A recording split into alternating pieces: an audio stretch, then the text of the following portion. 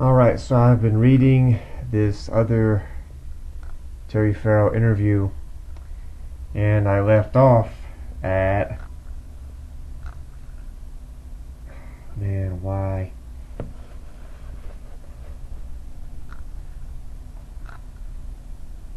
They had all these things. Don't do this, be more like this, be more like that. So suddenly I'm in this box. I can't figure out how to get out, and I'm scared to try anything. And then there's all this techno babble. Make me cry, make me laugh, make me have to save somebody's life.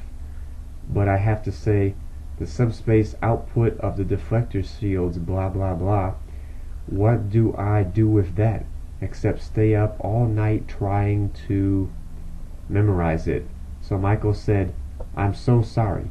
I gave you so many hard things to say. And I said, I'm so sorry that I had so many barriers at that time that I couldn't say, oh yeah, let's figure this out. Where shall we go with her? Let's just try it. But I was so worried about pleasing them that I didn't get what I needed to please myself. What followed was the most incredible learning experience as Farrell began to understand more about working in front the cameras. Working in front of the cameras and getting under the skin of this alien woman who had lived 7 lifetimes. Looking at her now, there seems to have been a transformation somewhere along the line.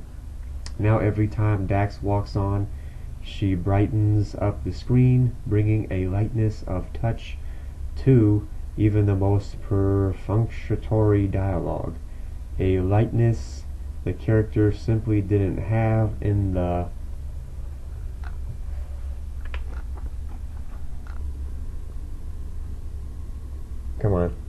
beginning.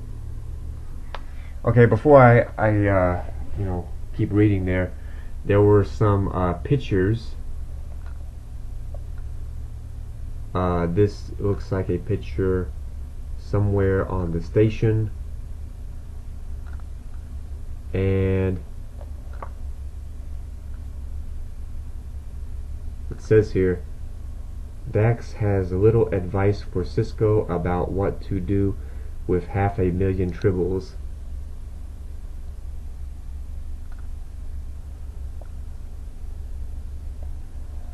This other picture says, this is Dax and someone, and it says here,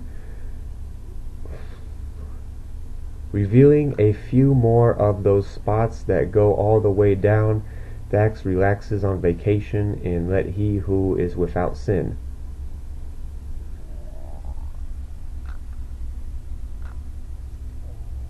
And this is a picture of Worf and Dax. Is that Worf? I think it is. I can't tell for sure. Anyway, and it says, I have to say the subspace output of the deflector shields, blah blah blah. What do I do with that except stay up all night trying to memorize it? Anyway, so the rest of this article says, or interview,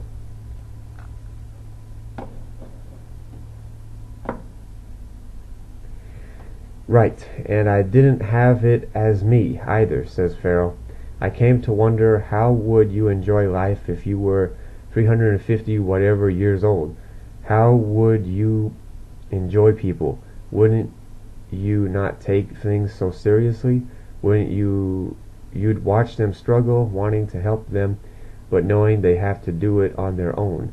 So you have this zen calmness about you. So why not enjoy it and be light, so when you need to be serious, it's there. The writers too soon got a handle on Dax, realizing the character had an interesting and complex past which they could exploit further. Farrell still feels, however, that the confines of television held them back. It was a very big deal when they had my ex-wife come on and have me fall me back in love with her. I am so grateful they had the courage to do that, because to me it felt more like my duty as a human being to tell that story rather than being courageous, you know. So nothing felt brave about that to me. It felt like a story to be told. I was just finally, hurrah, you're going to get me to do this. This is great. But that was the only thing I think that really took her somewhere that was easy for her to go. I think that maybe Dax and investigating who she is and what she can do is a little ahead of her time for where everybody else is at.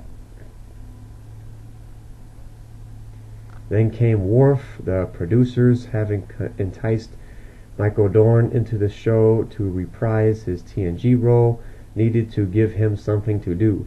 Getting him involved with Dax was an intriguing solution to their problem.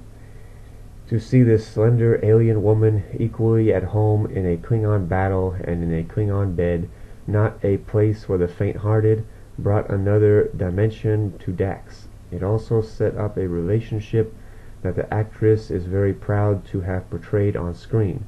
Certainly the granddaddy of Star Trek, Gene Roddenberry, would have approved. We call each other aliens, but come on. I'm a white woman, he's a black man. It's a biracial relationship, and that shouldn't be a big deal. That's the same story as me and my ex-wife.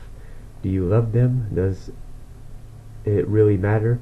If you love who they are as a human being and they love you back, isn't that the most important thing?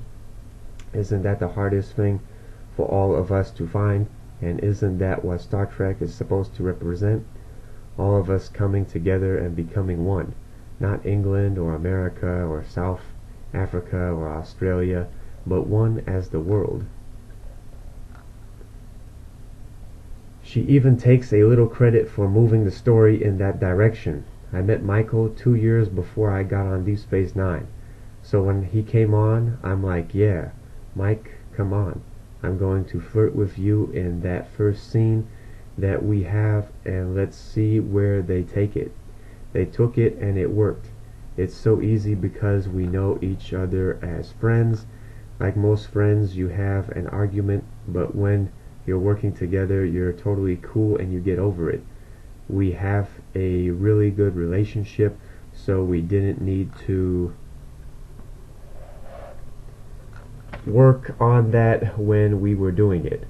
I love him as a person, so it's easy for me to pretend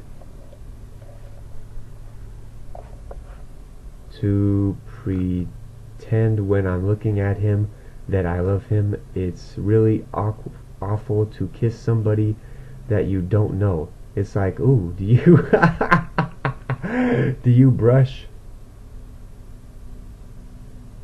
Now that there's much of Michael Dorn's real face poking through that Klingon makeup, it's a little weird, Farrell admits. We have a love scene that aired at the end of February in America. He's meant to come into bed, and I know he's a big man. I opened the covers for him, and I'm meant to get on top, and I'm trying to get my leg over, but I can't get my leg over him. I said, my God, you're the size of Italy. I can't get on top of you. This is so awful. It's not like I'm some tiny creature that needs a ladder. We were laughing over that. It's one of those things where you laugh. I suppose it's just a moment.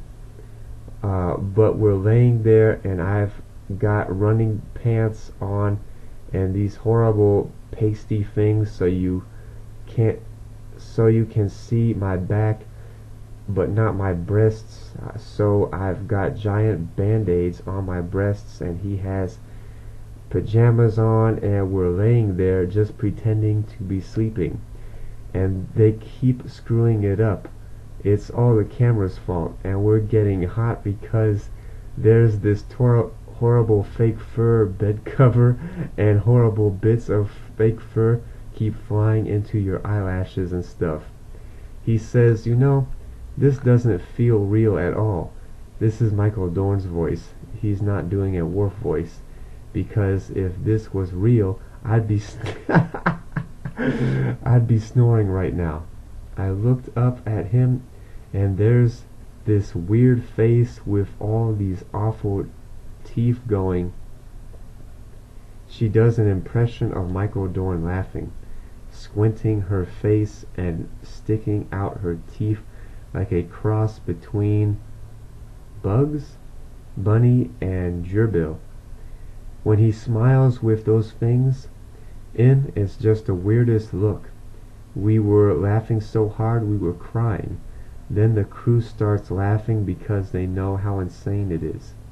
She bursts into laughter at the ridiculousness of it all. That was like a completely pointless story. I'm so sorry. She will soon leave all the fun and familiarity behind her when Deep Space Nine boldly moves on into its 7th season without her. It's possible Dax could remain inside another host body, but one thing's certain, it won't look like Terry Farrell. In Hollywood, actresses have a limited window of opportunity to make it big, and Farrell wants to take her chances while she can.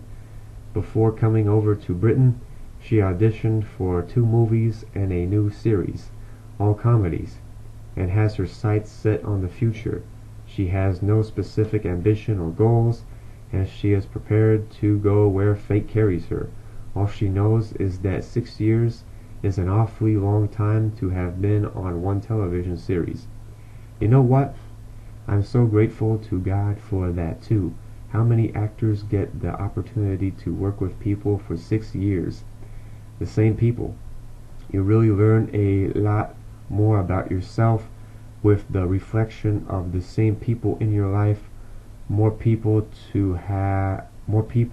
have that example, but part of what you love about being an actor is not knowing what you're going to be doing tomorrow. Terry Farrell will appear in Britain in May at the Dominion, organized by Wolf 359 in association with UFB and Sector 14, at the Palace Hotel, Manchester, the 1st and 4th of May. And yeah,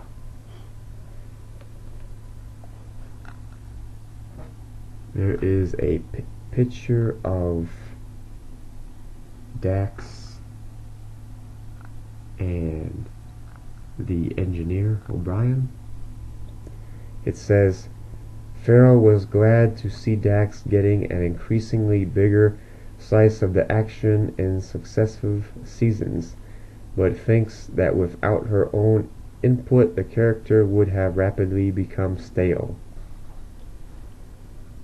It was a big deal when they had my ex-wife come on and have me fall me back in love with her. I am so grateful they had the courage to do that. Is that the end of the article? Yeah. So,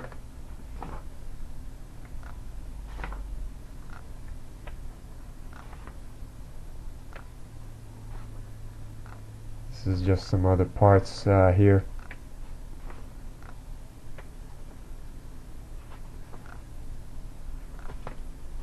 So yeah, that was that.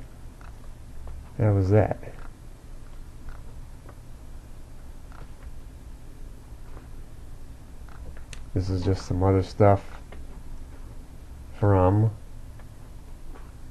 that article.